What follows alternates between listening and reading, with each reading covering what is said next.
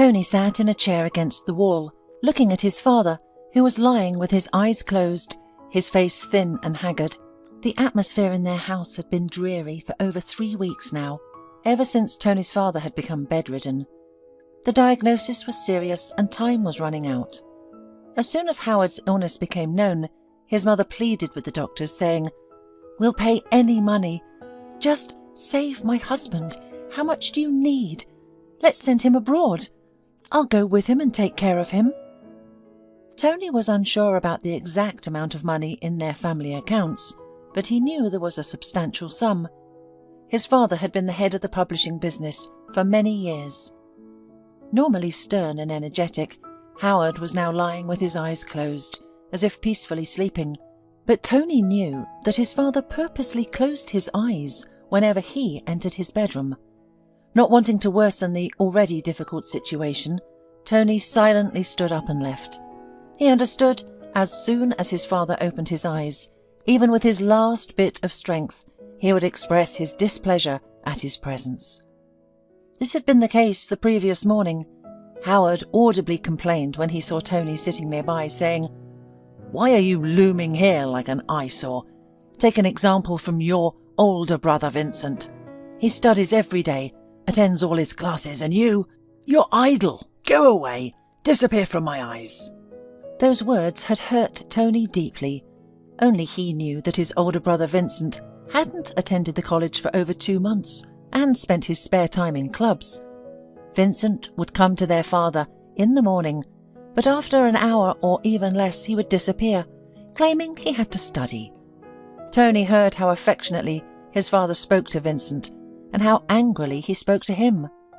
At times, Tony felt accustomed to such treatment. Since childhood, he had been the scapegoat for everyone in the family. He was blamed for all troubles and failures, regardless of whose fault it was.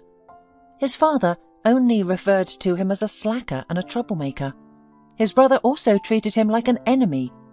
Occasionally, when his mother was in a good mood, she would pity him or say a kind word after his father scolded him. On the contrary, his parents always held Vincent up as an example. Tony couldn't understand why. Tony studied diligently and got every grade deservedly, while Vincent just had to attend lessons to bring home a diary with A's and B's. Howard regularly sponsored school for Vincent's good grades. His brother was 2 years older than Tony, and as soon as he graduated from school, Howard immediately took care of it, and in a couple of weeks, Vincent became a student of one of the best colleges in the city. Upon Tony's graduation, his father angrily declared, "That's it. Stop relying on your parents' support. Go to work. And if you have enough brains, go to a correspondence college." That was Tony's plan as well, but his dreams of further education quickly faded into the background. A few months after his graduation, the family learned about Howard's illness. Tony had to put aside his goals and start helping his mother. There was enough money in the family to hire a nurse, but his father adamantly refused, saying, "I deserve my wife and sons to take care of me, not some strange people." Most of the time, Howard's wife took care of him. Tony would often assist her, which would provoke the patient's dissatisfaction and anger. Together with his mother, he would wash his father, change the bedding, clean the room, and even learned to administer injections. Vincent, on the other hand, would only visit every day to sit by his father's side holding his hand. But that wasn't the only reason. Twice, Tony overheard from another room that his brother, taking advantage of their father's favourable disposition, asked him for help. The first time, he tearfully pleaded, "Dad, the car you gave me when I finished school is no longer in good condition. It's constantly breaking down. Besides, do you know whose kids are studying in my class? The daughter of the city's head, the daughter of the market director, the son of the head doctor at our hospital, and others. They all come in fancy cars, some even with drivers. And here I am, driving that damn car. Since you're bedridden anyway, and your car is just sitting idle in the garage, could you give it to me? I have to maintain my family's status, don't I?" Tony hadn't heard the answer, but when he saw Vincent go out in their father's car that evening, he knew that his brother had achieved his goal. A week later, Tony was giving their father an injection when Vincent entered the room. Grudgingly, Vincent said, "Well, if you have already done your job, get out of here. I need to talk to my father." Tony left the room, but his curiosity got the better of him, and he decided to eavesdrop on their conversation.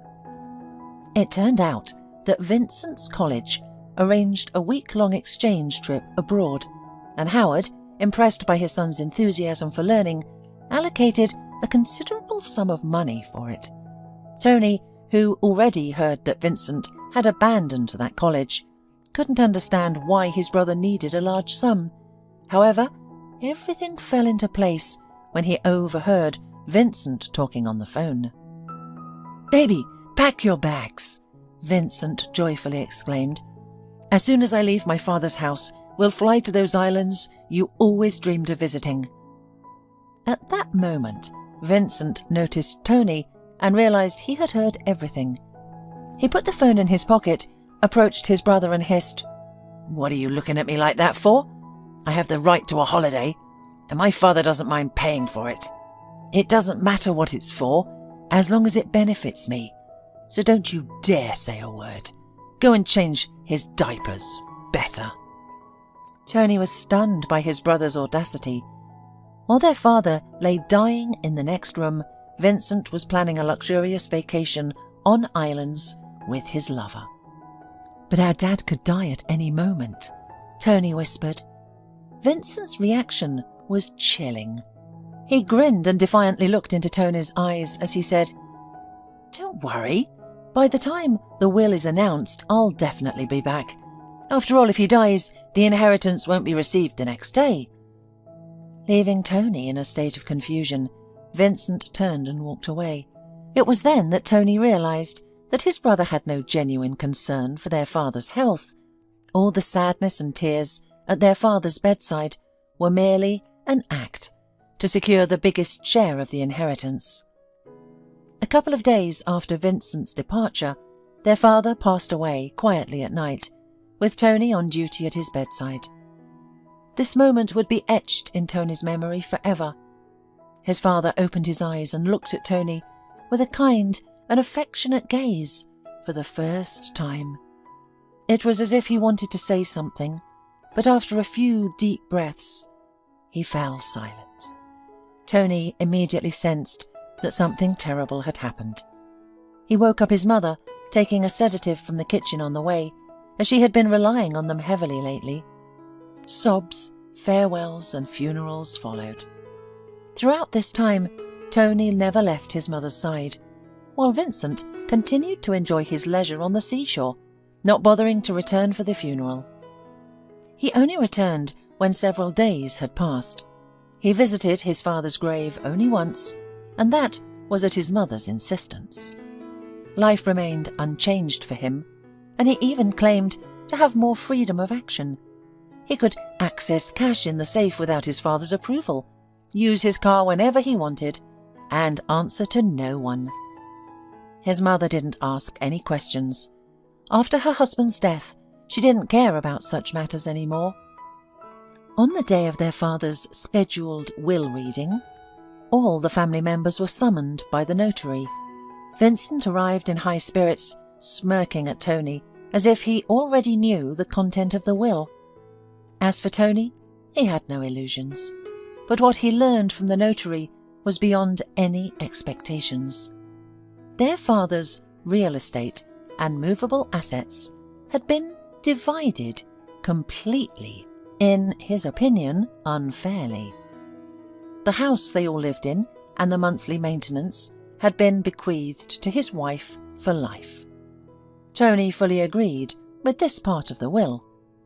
To his eldest son, Vincent, their father left the management of all accounts, businesses, multiple cars, and a spacious apartment in the downtown.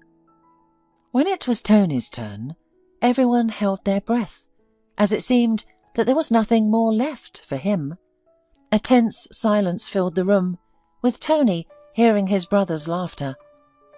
The notary adjusted his expensive spectacles and read more quietly, revealing that their father had left Tony a stable with a small cottage located far outside the city, along with a sum of money in his account that was sufficient for him to start an independent life.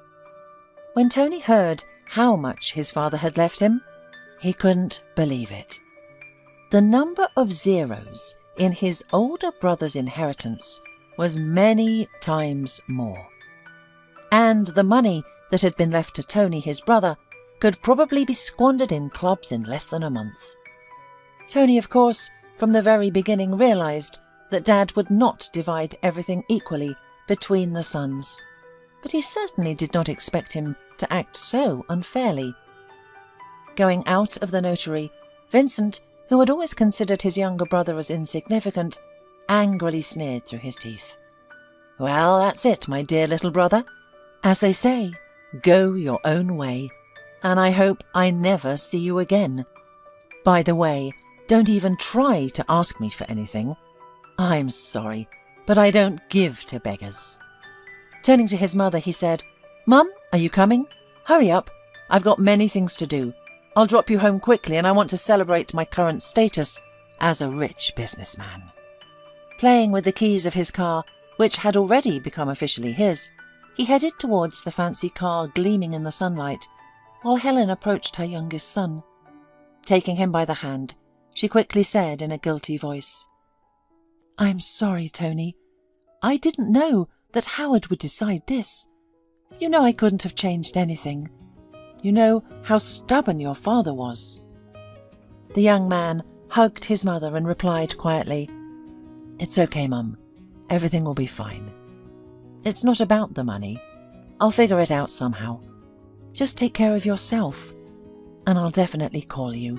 Go, or Vincent will get upset." Helen went to the car, and Tony remained standing on the porch of the notary's office, resentful towards his father, Vincent, and the world as a whole. He couldn't understand why his father had such a negative attitude towards him from childhood until the last day of his life, which he clearly didn't deserve. Two brothers, growing up in the same family, and now one got everything, while the other was left with a dilapidated house in the middle of nowhere. Tony didn't even doubt that this was how his father's inheritance looked like. After all, Howard brought this stable by chance, and he only went there for the first couple of years after the purchase. At that time, his father was obsessed with horses, and each time he came back from there, he boasted about buying another thoroughbred horse. But it didn't last long. Business took over, it started to flourish, and then his health deteriorated in addition. Tony couldn't even remember the last time his father had visited his stable, and now he was forced by his father's will to gather his things that could fit in one travel bag, leave his home, and go to the address specified in the will. After buying a bus ticket, Tony sat in the back seat and sank into his unhappy thoughts. 3 hours later, the driver turned around, said they had arrived, and dropped him off on the main street of the village. Looking around, Tony immediately realised that his hope of finding a job here had instantly disappeared. The whole village consisted of that single central street. There were no more than 20, at most 25 houses, and they didn't look alike. Some were freshly painted, with well-maintained vegetable gardens, while others were grey and shabby, as if they had endured a difficult life. Tony adjusted his bag on his shoulder and went to find his own house. At the very outskirts, a little away from the street, he saw something that resembled a house. He realised it was his property only because of the nearby stable with its overgrown fence. There wasn't even a gate in front of the house itself. It was lying on the grass. The plot was so overgrown with weeds that Tony had to clear a path, as if cutting through a thicket to reach the porch. At that moment, he remembered his father's words, which he had said as soon as he finished school. "Well, now roll up your sleeves," his father had said, with some incomprehensible threat. "Go work as a loader or a stable boy, shoveling manure. That's the kind of life you're meant for. You can't rely on me or your mother.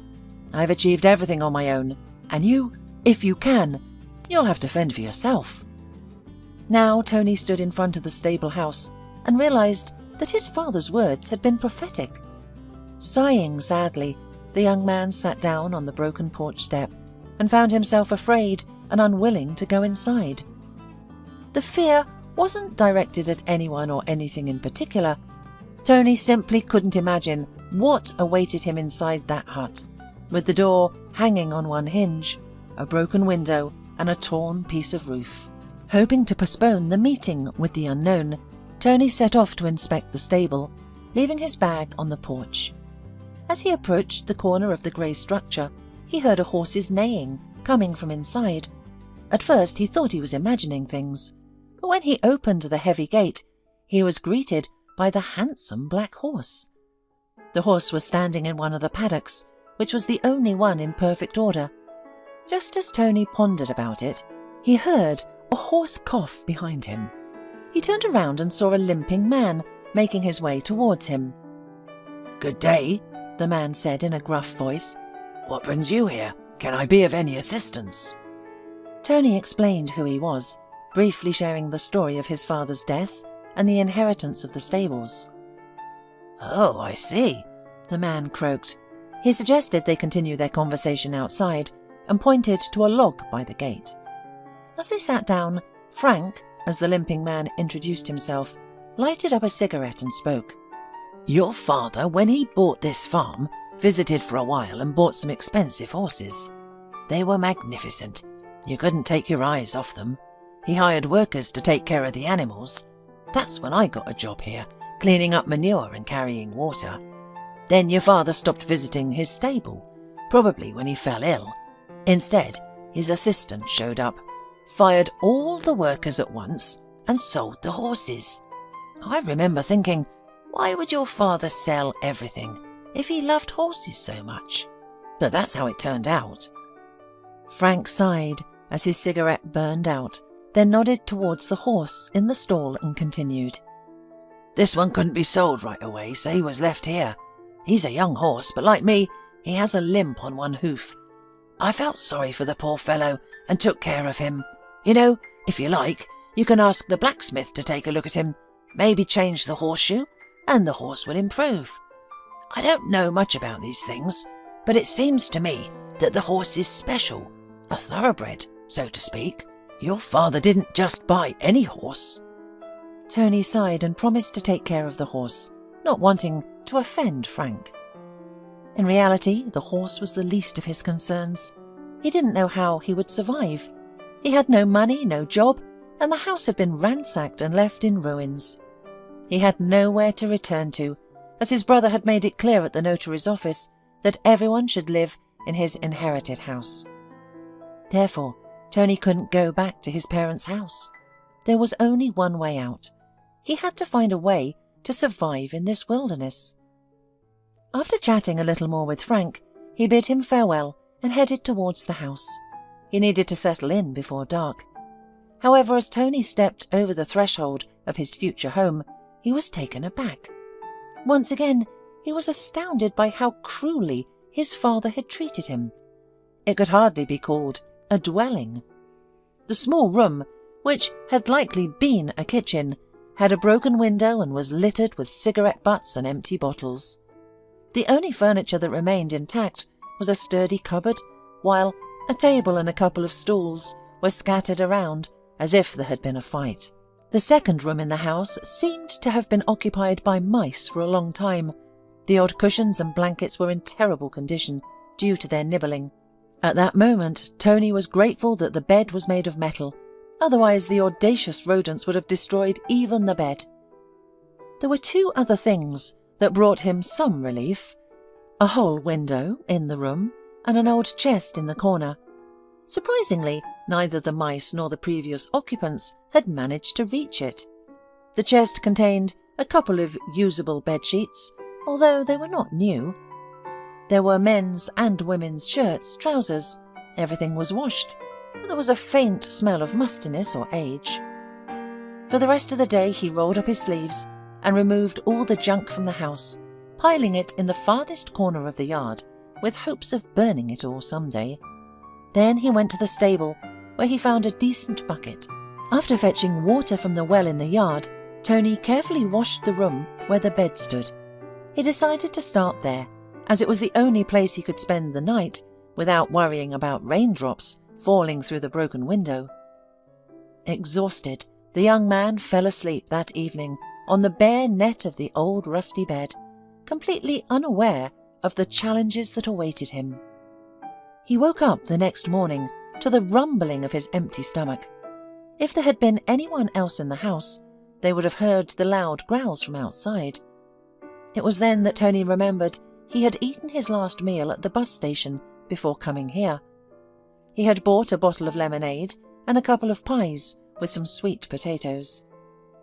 He was about to get up when someone knocked on the window. He tried to rise but cried out in pain. He had slept so well during the night that he hadn't even noticed the iron mesh of the bed digging into his skin.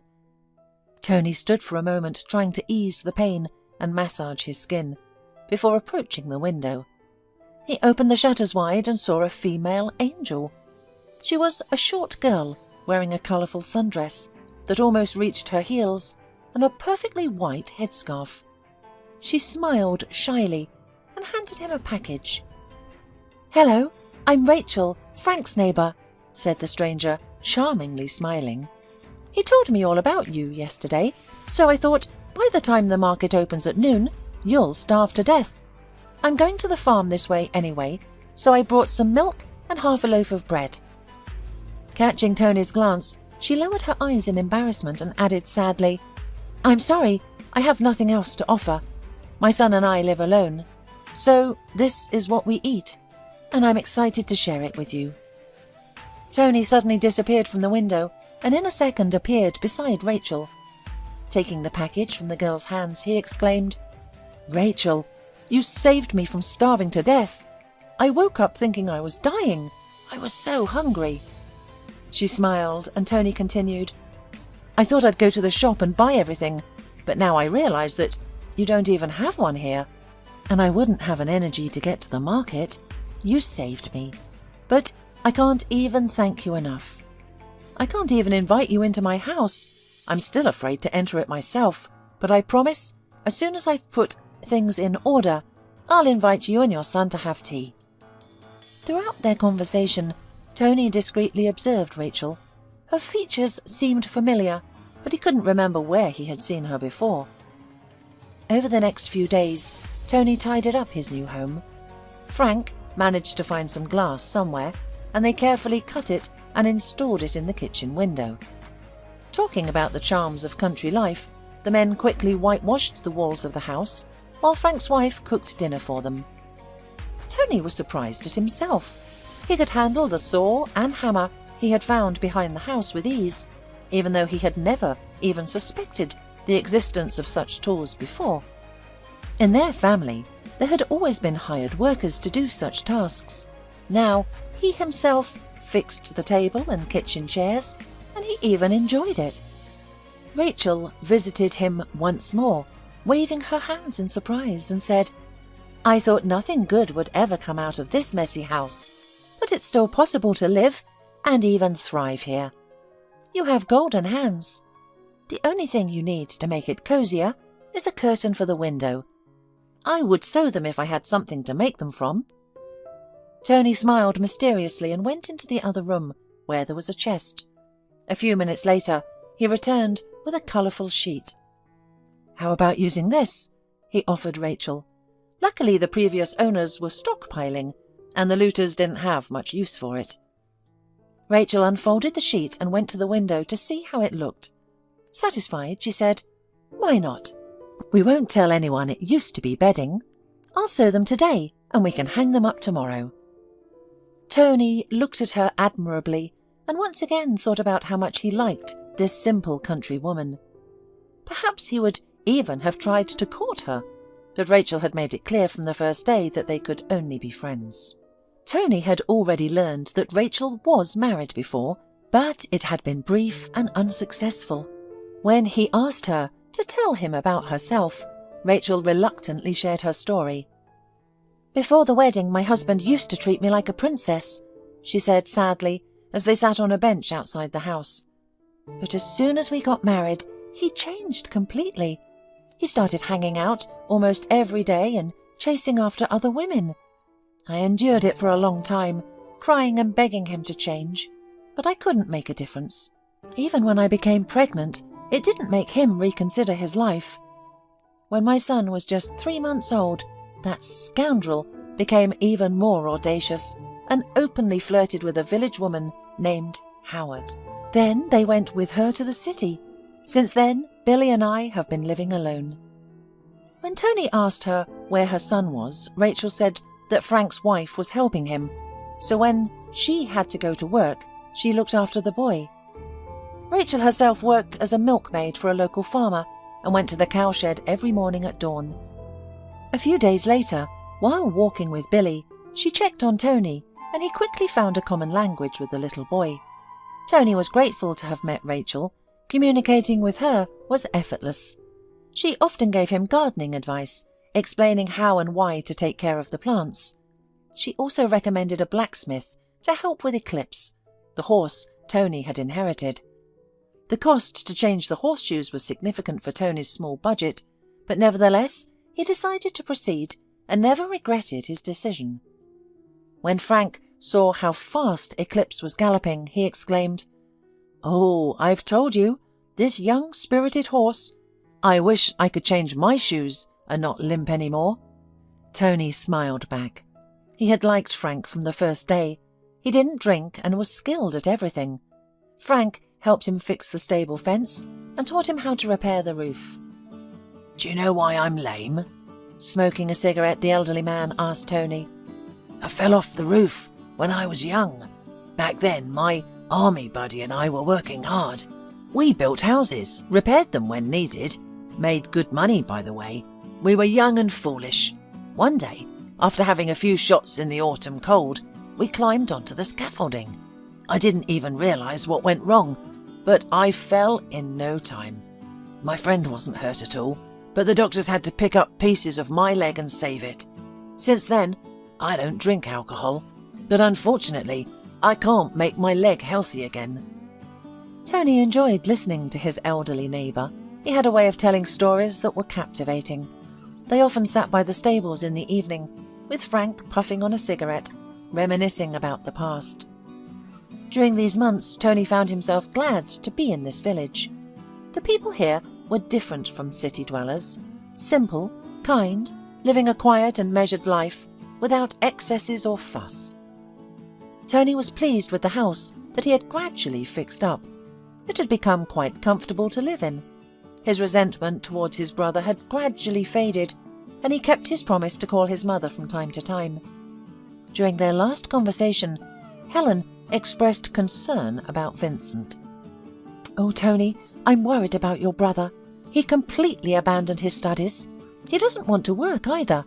He handed over his father's business to his friend and is just living off the interest. He spends his nights drinking and partying with the money. He mentioned you several times. He said you'll starve to death and that even if you come crawling back on your knees, he won't give you a penny." "Don't worry, Mum," Tony said cheerfully. "I'm not going to crawl, and I'm sure I won't starve to death. Everything is fine with me, even better than I expected at the beginning." At that moment, he wasn't lying. He said how he truly felt. He felt good and at ease. The only thing that saddened him was the lack of job opportunities, but he was almost certain that things would change soon. And change did come soon. That day, despite the early morning, Tony was already on his first crop in the vegetable garden when Rachel rushed into the gate.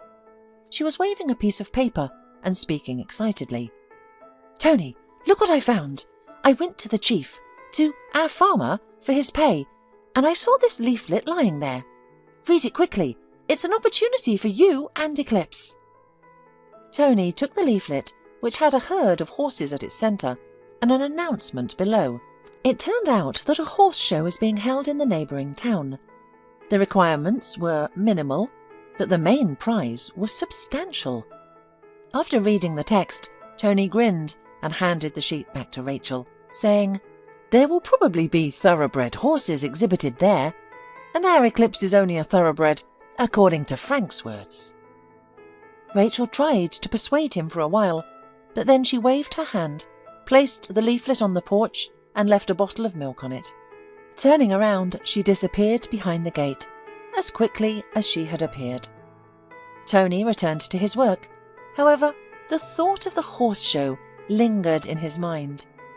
The prize money, by village standards, was substantial, and although he didn't believe in success, Tony decided to give it a try. Frank's words about his father only buying purebred horses, which meant that Eclipse could be purebred, stuck with him. In the remaining days before the exhibition, Tony carefully prepared the horse, and Frank gladly assisted him. On the appointed day, they stood in line with the other participants, filled with excitement. The competition was fierce, with each horse being more beautiful than the next. At each stage, they had to showcase the horse's best qualities. Surprisingly, Eclipse won the hearts of almost all the judges. Tony was astonished when his pet horse was declared the winner. Right after the award ceremony, an older man with grey hair approached Tony and gently stroked the smooth mane of Eclipse. He said thoughtfully, "He's so beautiful. You know, this breed is very rare, and only a few have been brought to our country from abroad. Such a horse is valuable, believe me. Would you consider selling him? I would pay a good price." When the man named the amount he was willing to pay for Eclipse, Tony realised that his father hadn't totally deprived him of inheritance as he had thought. The horse had already brought in and could still bring in a lot of money. As Tony pondered the events that had unfolded, the man continued to stroke Eclipse. Finally, the young man responded firmly, "No, I won't sell the horse. He was inherited by me, and he is like a memory of my father." In his mind, Tony was already envisaging taking Eclipse to future tournaments. After all, having won such a prize once, why not try his luck again? The man had even imagined how he would use the money he had won to create his own small farm and live comfortably like others. However, his thoughts were interrupted by the same gentleman. "You know, I knew your father very well. My name is Mr. Sheldon. We started our business together when we were young, and we were friends. We had been friends since our student days. We studied together. Those were good times. We shared all our joys and sorrows. It was surprisingly easy for both of us. Many people even envied us, but then years later, our paths diverged and we lost touch," the stranger said, his voice filled with sadness as he seemed to reminisce about the past. At that moment, Tony found himself torn between wanting to hear about his father's past and not wanting to dwell on it. He was about to bid farewell when the stranger spoke again. "You know, I recently read in the newspaper about your father's death and your family. Something puzzled me. Although I hadn't spoken to Howard in many years, I know for a fact that he didn't have 2 sons, but a daughter and a son. He was overjoyed when his daughter was born first. He said she would be his little princess. And when his son was born a couple of years later, Howard was ecstatic. We were still good friends then. Our children were born around the same time. Howard's daughter was born in early April, and my eldest was born a month later, in May. We used to joke, when they grow up, we'll merge our businesses by getting them married." "But I don't have a sister," Tony interrupted. "I only have Vincent, my brother. It's true he was born in the same year when you say your daughter was born." Mr. Sheldon looked at Tony intently and continued thoughtfully. "You know, young man, those were troubled times. There were problems in business, among other things. Howard and his family disappeared from the city. No one really knew what happened. Suddenly, your family vanished for a couple of years and then reappeared. But instead of a daughter, Howard had an older son. People gossiped, but eventually they moved on with their own lives, dealing with their own problems as best they could." After a moment of silence, the man turned his attention back to the horse, stroking its beauty. In a half-whisper, he spoke mysteriously to Tony. But what confused me even more than the substitution of a daughter for a son was your father's attitude towards horses. You know, it intrigued me. From a young age, Howard adored horses and treated them like deities. He carefully selected each of his prized horses, knowing their pedigrees and providing them with ideal living conditions. When he returned, many of our mutual acquaintances noticed how much he had changed. At first I didn't believe it, but when I saw the condition of his stables, I was shocked that your father had allowed them to fall into such disrepair. Tony listened intently, trying to make sense of it all. It was unfathomable to him how his father had allowed the stable to ruin. Moreover, the revelation that his older sister, who should have existed according to the stranger, had vanished, raised questions about his family's past. The conversation with his father's friend at the exhibition left Tony's mind in turmoil. However, upon returning to the village, he became engrossed in new concerns, and the investigation into the mystery of his family would have to be postponed for another time. With the winnings he received thanks to Eclipse, Tony, with the help of Frank, his wife and Rachel, set up a small farm. Though modest in scale, it provided him with enough to live comfortably. Rachel left her job with the farmer to join Tony, and while he tried to court her again, they realized that their relationship could only be one of friendship. But he was happy, and such a relationship was somehow easy for him with Rachel. Nearly a year had passed since Tony moved to the village, and he couldn't imagine how he had ever lived in the bustling, noisy and wicked city. However, one day he received an unexpected call from his older brother.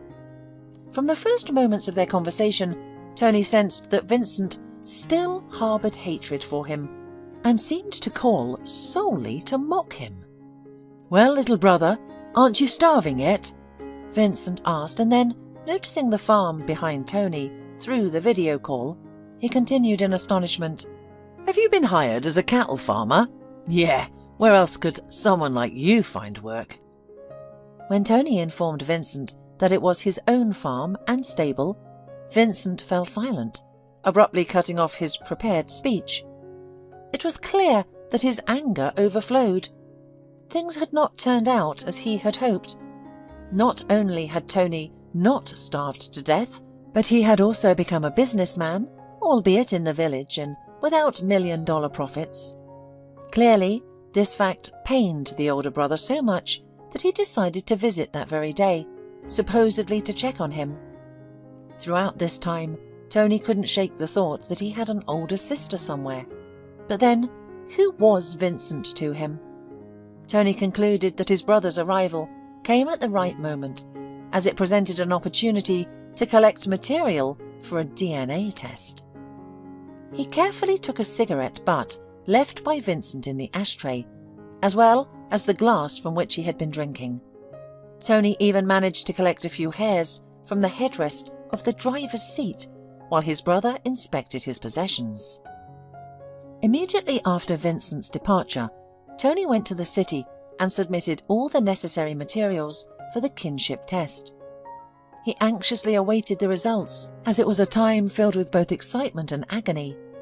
Tony had no idea what the test would reveal, but he was certain that there was some mystery involved. The DNA results indicated that Tony and Vincent were complete strangers to each other, having no trace of a familial relationship. Upon receiving the result, Tony sat down on a bench in the square in front of the clinic, staring at the document, unsure of what to do next. It was obvious that there was some well-thought-out machination, but it would be impossible to solve it on his own. After sitting for some time, Tony placed the result sheet into his inner pocket and headed to the nearest police station. There, the investigator listened attentively and suggested filing a detailed statement. At that moment, Tony had little faith that anyone would take up his case. He believed it would likely be shelved and eventually forgotten. To his surprise, just a few days later, he was summoned to the police station. In the investigator's office, Vincent was sitting anxiously, appearing much less confident than before. He seemed frightened and suddenly began whispering rapidly, as if afraid of not being able to relay everything in time. "Tony, what nonsense are they talking about? This man interrogated me for half an hour, asking if I knew any missing businessmen who were supposedly your parents. He claims that you're not my brother at all. It's ridiculous. We've always been together. He's questioning our mother right now." At that moment, Tony didn't believe Vincent, even though his brother's appearance clearly indicated that he was in shock upon hearing the news. Helen spent several hours with the detective Shields. Tony grew concerned for her, as her health had noticeably declined after their father's death. When she emerged from the investigator's office into the corridor, it was alarming to see her. She looked as if she had aged another 10 years, with a stooped back, red eyes from crying, and a dull gaze. Ignoring her sons, the woman slowly staggered out, and the investigator invited Tony into the office. "My name is Detective Paul Shields.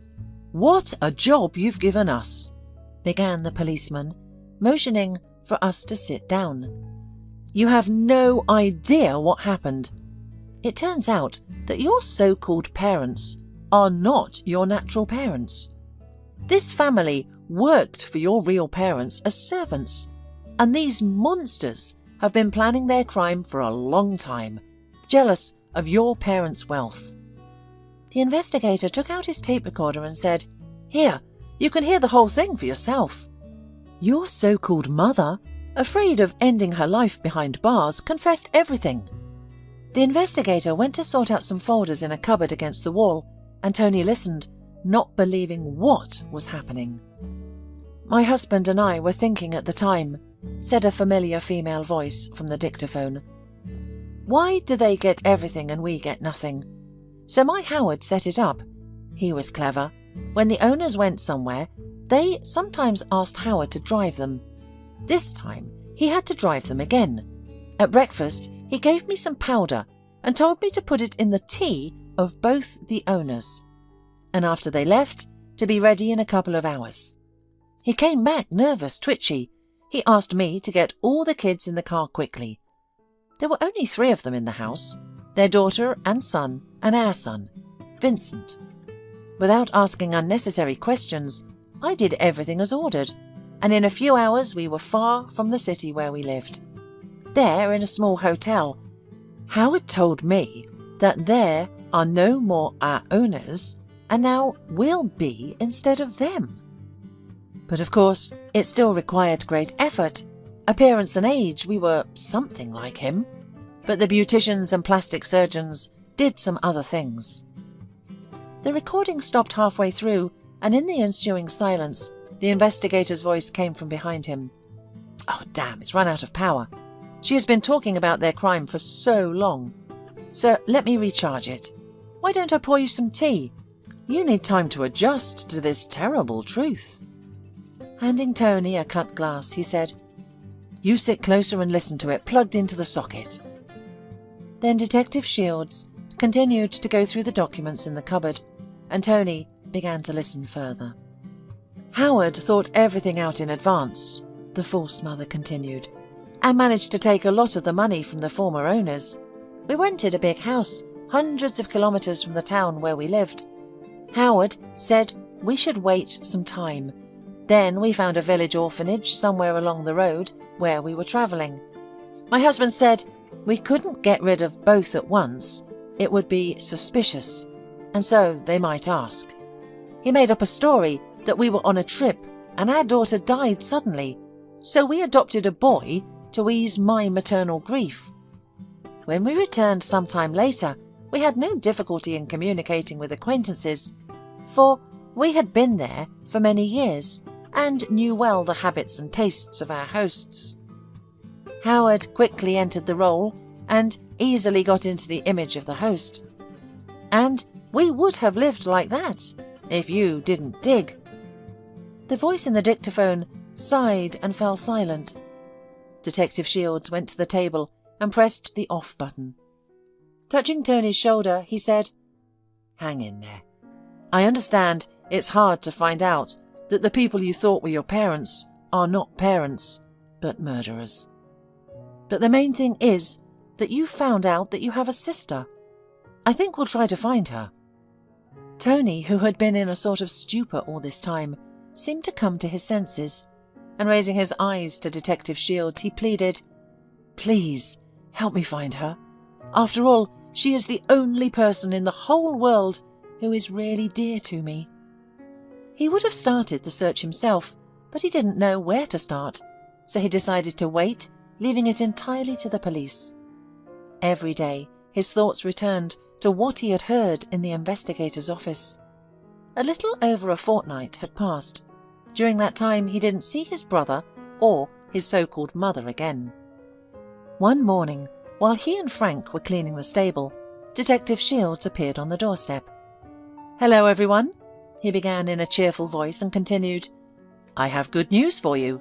Tony, why don't you make me some tea? I'll tell you everything I've learned about your sister." Tony's pitchfork nearly fell out of his hand. He was afraid to hear that his sister, as well as his parents, were gone. However, looking at the cheerful policeman, he calmed down. It was clear that he had come with good news. Setting down his instrument, he invited the guest into the house. It turned out that Tony's sister had been adopted by a childless couple many years ago after being placed in an orphanage. To avoid unnecessary gossip, the family had moved to the countryside and lived just 2 villages away from where Tony now resided. Excitedly, Tony asked, "Please, tell me, is she alive? Does she still live there? I'll go there right away." But the policeman just laughed, placed his hand on Tony's shoulder and sat him down. "Calm down," he continued jokingly. "There's no need to go anywhere. Your sister is alive. Unfortunately, her parents are no longer alive, so she has moved. But you won't believe where." Tony looked at him questioningly, and the policeman, as if testing his patience, revealed information gradually. At that moment, the kitchen door swung open, and Rachel appeared on the threshold, radiating happiness. "Well, I'd like you to meet her," said Detective Shields. "She is your very real sister." Rachel smiled, and Tony felt like he was in a dream. Everything that was happening seemed unreal, but kind and happy. Now it became clear to him why Rachel's face seemed so familiar.